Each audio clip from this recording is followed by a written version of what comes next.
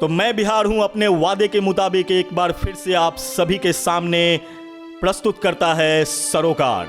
जी हां, वो खबर, वो विषय जो हमसे और आपसे सीधे सरोकार रखती हैं।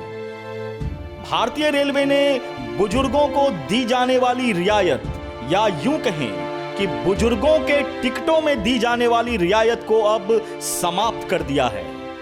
2020 में आई महामारी कोविड-19 के दौर से पहले भारतीय रेलवे में बुजुर्गों को टिकट के आरक्षण पर एक निश्चित रियायत दी जाती थी, जिसके आधार पर 60 साल से ऊपर के पुरुषों को टिकट आरक्षण के ऊपर 40% की छूट और वहीं महिलाओं को जो कि 58 साल से ऊपर की हैं उनको आरक्षण पर 50% तक की छूट दी जाती थी।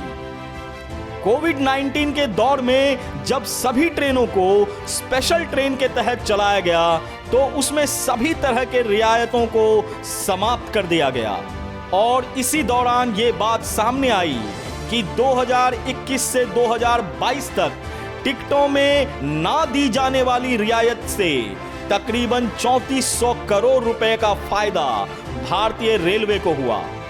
चूंकि ये खबर हमसे और आपसे सीधे सरोकार रखती है, इसलिए मैं बिहार हूं की टीम का यह कर्तव्य है कि इस बारे में हम एक दूसरे के साथ इस खबर को साझा करें।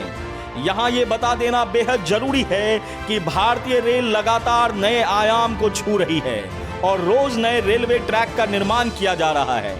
शायद इसी कारण लगातार खर्चा भी बढ़ता जा रहा है और संभवतः यही कारण रहा होगा कि भारतीय रेलवे ने अन्य सभी तरह की रियायतों में अब कमी करनी शुरू कर दी है, जिससे होने वाले फायदे को रेलवे के उत्थान में लगाया जाना है।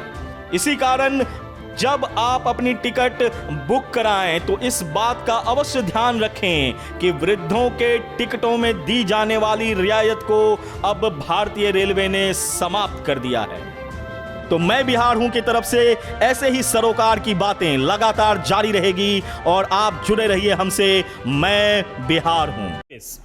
हमने अभी बात ही शुरू की थी और बॉम्बे जिनी डोसा हमारे सामने आकर तैयार है। मैं चाहूंगा कि आलोक जी आप टेस्ट करें और प्रेम जी भी हमारा साथ दें। प्रेम जी आप लीजिए क्योंकि बहुत ज़्यादा है ये। नहीं, पहले आप शुरू। ये हैवी है।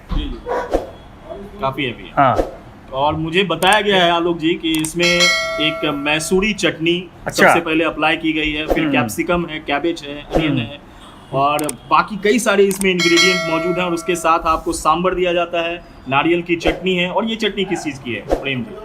देखिए, इसमें जो हम लोग इसका इस्तेमाल करते हैं, बनाने का जो प्रिपरेशन करते हैं वो बिल्कुल अमूल के घी से होता है। कोई लोकल घी हम लोग इसका इस्तेमाल नहीं करते। आप जब इसका आपके सामने ये रखा हुआ है तो आपको इसकी खुशबू आ रही होगी।